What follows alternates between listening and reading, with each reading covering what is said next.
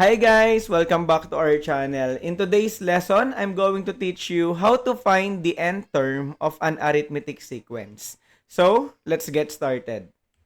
First, let's have the key terms and definitions. So, define muna natin yung arithmetic sequence.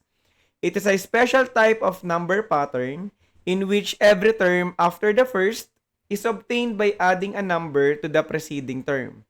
So, ibig sabihin, yung arithmetic sequence daw, guys, nakukuha natin yung every term by adding a number. So, may pinaplus tayo. Okay? For example, 2, 5, 8, 11, 14. So, dito, mapapansin nyo sa sequence natin, meron tayong pinaplus na 3. Tama? To get the next term. For example, 2 plus 3, 5. 5 plus 3, 8. 8 plus 3, 11. 11 plus 3, 14.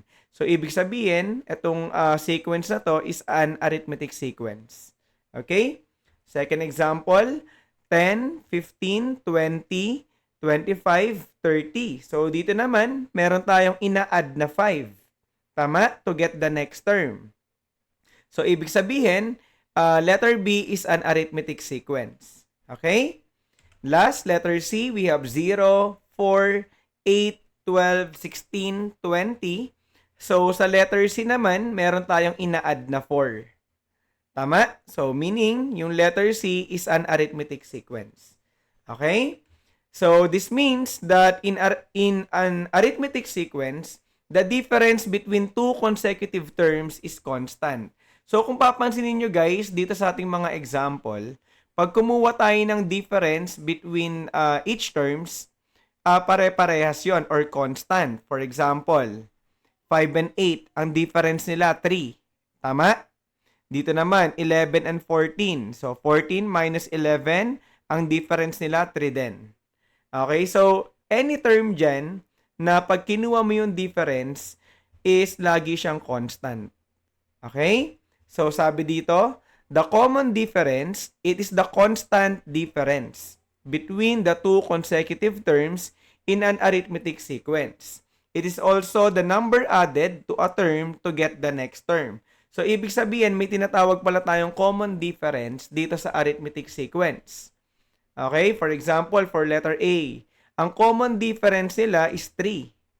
Tama? So, para makuha niyo yung common difference, mag-subtract lang kayo, guys, any term by its preceding term, no? For example, 8 minus 5, that is 3. Okay? 14 minus 11, that is also 3. Tama?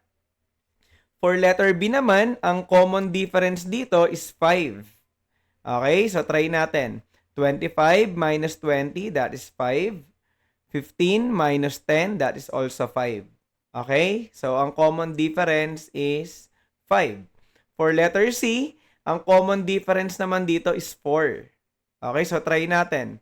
20 minus 16, that is 4. 8 minus 4, that is also 4. Okay? So, ibig sabihin, kahit saang terms tayo mag-subtract, ang makukuha natin is yung kanilang common difference. Okay? Next, we also have the first term o yung a sub 1. Sabi dito, the very first value in the sequence, it is the starting point from which other terms in the sequence are produced. Pag sinabi nating first term, siya yung first value sa ating sequence, no? For letter A, ang a sub 1 natin dyan is equal to 2. Ito yung starting point. For letter B, we have 10. Letter C, we have 0. Okay? So again, yung a sub 1 is the starting point o yung first value ng ating sequence. Next, may tinatawag din tayong nth term. Okay? So sabi dito, nth term, it refers to the general or specific term at the position n in the sequence. Okay? Ibig sabihin, yung nth term can be any term sa ating sequence. So pag sinabi nating n equals 3, that is third term. Ibig sabihin, yung pangatlo, 8, 20, tsaka 8. Tama? Pag sinabi nating fifth term, yun yung panglima. So, sa sequence natin, ang panglima dito yung 14. Okay? So, next, let's have the formula. How to calculate the nth term of an arithmetic sequence. So, to solve for the nth term, guys, we use the formula a sub n equals A sub 1 plus the quantity n minus 1 times D. Kung saan yung A sub n, that is the n term. Okay, so any term in the sequence. A sub 1 is the first term of the arithmetic sequence. Ito yung first value. Yung D naman is the common difference.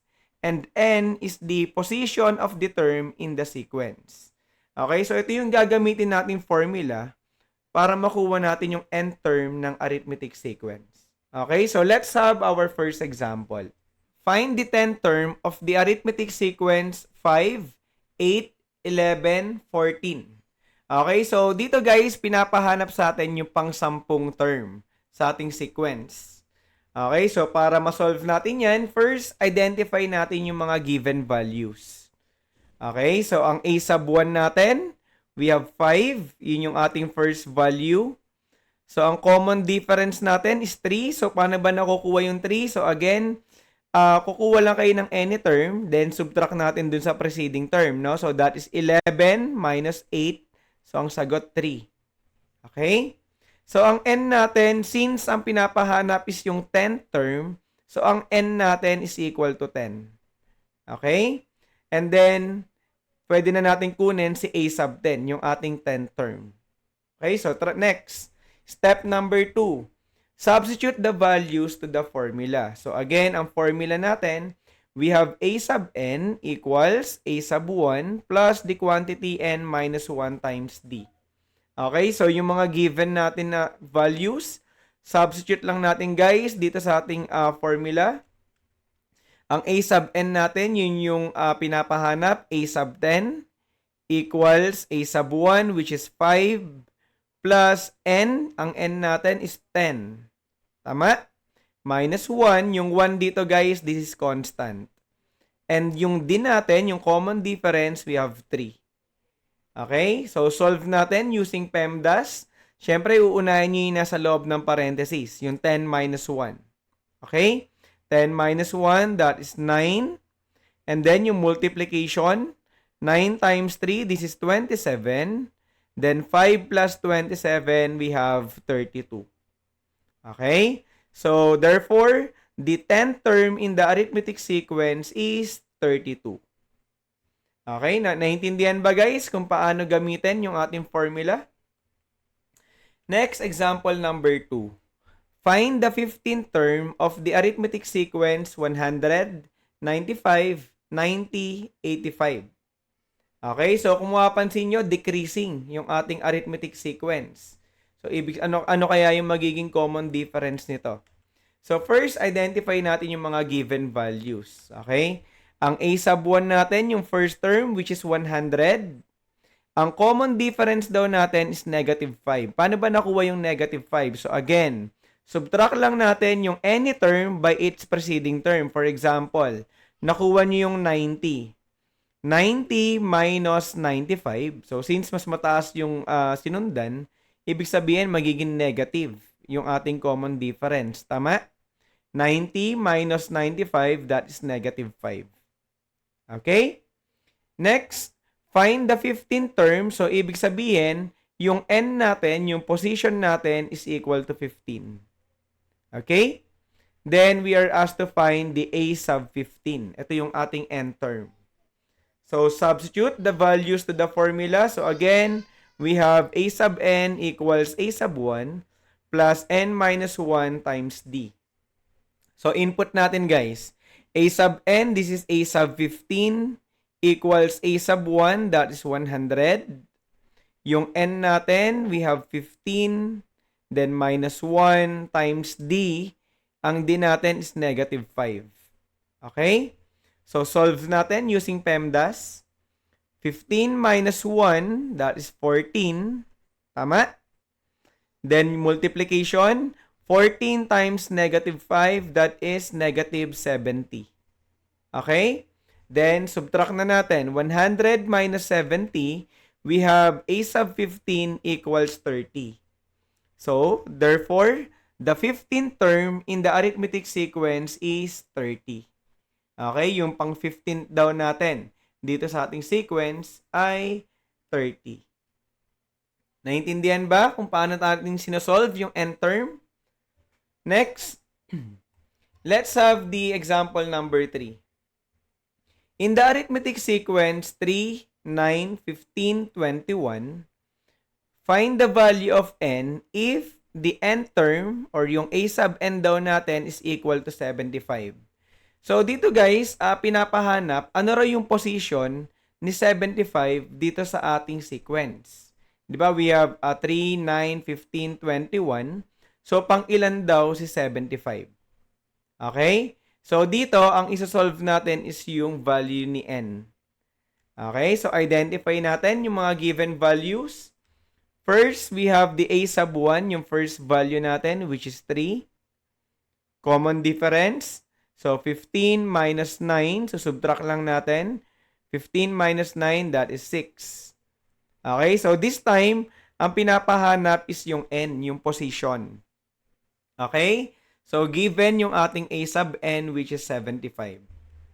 So, step 2, substitute the values to the formula. So, we have the same formula, kagaya nung ginamit natin sa 1 and 2. Okay, so input lang natin yung mga given. A sub n, that is 75. Tama? That is given. Equals a sub 1, which is 3. Plus n. So, wala tayong n. So, yan yung ating variable. N minus 1 times d. So, ang d natin 6. Okay? So, solve natin. So, dito guys, unahin natin yung parentheses, no? So, distribute muna natin to. 6 times n, that is 6n. Negative 1 times 6, so we have negative 6. Tama? Then, solve for n. So, kailangan ma-isolate natin yung 6n. Okay, yung n dito. So, lipat natin yung 3 sa left side, tsaka negative 6 sa left side. So, mangyayari, mag-change sila ng sign. Yung 3, pagkalipat, magiging negative 3. Yung negative 6, nung nilipat natin, we have positive 6. Tama? Then, simplify. 75 minus 3, that is 72. Plus 6, we have 78 equals 6n. So, to solve for n, just divide both sides of the equation by 6. Tama? I-divide natin yan by 6 para makancel yung 6 natin dito, guys, sa coefficient. So, 78 divided by 6, we have 13. Tama? So, ang n natin is equal to 13. So, therefore, 75 is in the 13th term of the arithmetic sequence. Okay? So, again, yung 75 daw is pang 13 doon sa ating arithmetic sequence. So, naintindihan ba yung ating example 3? Next, let's have example number 4. The 5th term of an arithmetic sequence is 20. And the 12th term is 48. Find the common difference, first term, and the 30th term ng ating arithmetic sequence. So, dito guys, may dalawang term lang na given. Okay? The 5th term and the 12th term. Tama? So, identify na natin yan. Ang a sub 5 natin, yun yung 5th term, which is 20. Then, 12th term natin, yun yung a sub 12, which is 48. Ano yung mga pinapahanap?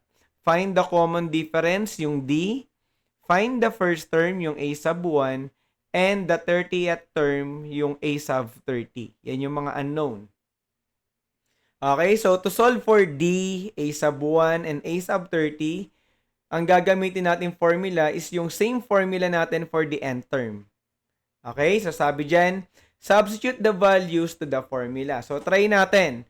First, for a sub 5. Dito muna tayo mag-focus, guys. A sub 5 equals 20. So, input natin, yung a sub 5 equals 20 dito sa ating formula. That is, so, ang nth term natin is 20. Ito yon. Tama? A sub 1, unknown, plus n. Ang n natin dito is yung 5. Ito, guys, yung position. Okay, position ng 20. So, we have 5 minus 1. Yung 1 is constant. Then, yung d natin, since wala tayong d, bring down lang natin si d dito. Okay? Simplify natin to. So, 20 equals a sub 1 plus 5 minus 1, this is 4. Tama? 5 minus 1, we have 4D. So, this will be our equation number 1. Okay, stop muna tayo dito. Next, for a sub 12 equals 48. Ito naman, yung ating pangalawang given. Okay, input natin dun sa ating same formula ng n term. So, ang a sub n natin dito guys is yung 48. Tama?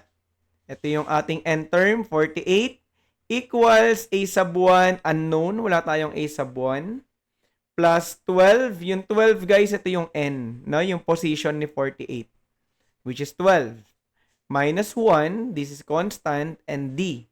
Wala tayong common difference, so variable natin yon. Okay, so simplify lang natin.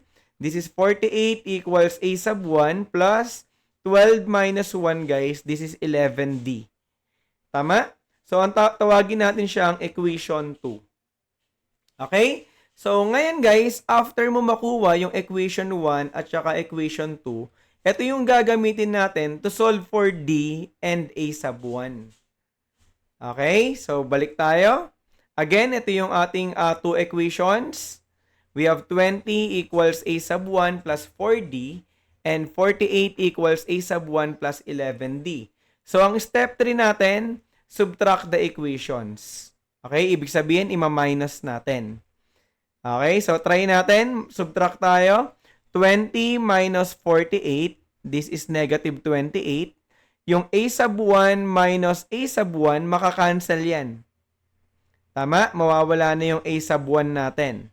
So, dito tayo kay d. 4d minus 11d, that is negative 7d. Naintindihan? So, ngayon, nawala na yung ating a sub 1, pwede na nating isolve yung d. Tama? Yung common difference. Paano yon? Just divide both sides of the equation by negative 7. So, makakancel yung negative 7 dito. We have negative 28 divided by negative 7, that is 4. So, ang common difference natin is positive 4. Okay, naintindihan ba? Next, step 4, substitute the value of d equals 4 to equation 1. Okay, input daw natin itong d equals 4 dito sa ating equation 1. Okay, so ito yung ating equation 1. 20 equals a sub 1 plus 4d. So, input mo yung 4 dito sa ating d. That is 20 equals a sub 1 plus 4 times 4. Okay? So, 4 times 4, this is 16. So, to solve for a sub 1, lilipat mo yung 16 sa kabila, magiging negative. Tama? 20 minus 16, that is positive 4. So, ngayon, nakuha na natin yung common difference, which is 4, at saka yung a sub 1, which is positive 4 din. Okay? So, ngayon, pwede na natin kunin yung 30th term. Okay? So, solve for the 30th term kung saan yung common difference natin is 4. Ang a sub 1 natin is 4. So, gagamitin natin yung n term na formula. So, input natin. So, a sub 30. Yan yung ating 30th term. Okay? Equals a sub 1, which is 4. Plus n, so ang n natin is 30. Ito, yung position. Minus 1 times d, so meron na tayong common difference, which is positive 4. Tama? So, simplify lang natin yan. 30 minus 1, this is 29. 29 times 4, that is 116. Then, plus 4, ang a sub 30 natin is equal to 120. Okay? So, therefore, the common difference is positive 4. First term is 4. And the 30th term is 120. Okay? So, medyo mahaba yung procedure dito sa ating example 4. Naintindihan ba, guys? So, next, let's have our last example, number 5. During the dry season, a farmer in your town is testing a new water irrigation system for his rice field.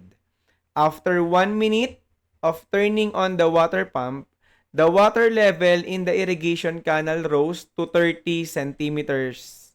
Okay? Then after 2 minutes, it reached 85 centimeters. And after 3 minutes, the level was 140 centimeters. Okay? So, if the water level continues to rise at this constant rate, how high will the water level be after 16 minutes? Okay? So, dito guys, yung example 5 natin is also an example of arithmetic sequence. No? Kung papansin ninyo, meron tayong first term. Yun nga, yung after 1 minute, we have 30 centimeters. Okay, yung after 2 minutes, ito naman yung ating second term, which is 85. Then, after 3 minutes, ito yung ating third term, which is 140. Okay, so try natin. Let A sub n is the water level after n minutes. Okay, identify natin yung mga given. So again, kagaya ng sinabi ko, ang first term natin is yung 30 centimeter. Tama? Ito yung after 1 minute. Then after 2 minutes, it reached 85 centimeters. Ito yung ating second term. And then after 3 minutes, okay, so the level was 140 centimeters. Ito naman ngayon yung ating third term. Okay, so sabi dyan, if the water level continues to rise at this constant rate, how high will the water level be after 16 minutes? So try natin. So, ang A sub 1 natin, yun yung ating first value, which is 30 centimeter. Then, ang common difference natin, 55 centimeters. So, paano ba nakuha yan? Sinusubtract lang. 85 minus 30, that is 55. Okay? So, yun yung ating common difference. Then, ang ating N is equal to 16 minutes. Since, ang pinapahanap sa atin is yung water level after 16 minutes. Okay? So, ang N natin is 16. So, ang pinapahanap is yung A sub 16. Okay? So, kung ilang centimeters na raw yung water. So, solve na natin, guys. So, again, ang gagamitin natin dito is yung formula. We have A sub N equals A sub 1 plus N minus 1 times D. Okay, so ito na yung ating sequence, no? So, substitute na natin. A sub n, ang pinapahanap is yung A sub 16 equals A sub 1. Ang A sub 1 natin is 30 plus n, ang n natin is 16 minus 1 times D. So, ang D natin is 55. Okay, so solve using PEMDAS. 16 minus 1, this is 15. Okay, 15 times 55, that is 825. Then plus 30, we have 855 centimeters. Okay, ito na ngayon yung ating A sub 16. So therefore, after 16 minutes, the water level will be 855 centimeters high in the irrigation canal. Okay, so naintindihan ba guys kung paano natin sinolve yung ating problem? And that's it for our lesson today. I hope you were able to understand the topic. So if you have any questions or clarifications, feel free to drop a comment below. So thank you so much guys. This is Prof. D. See you on the flip side. Bye!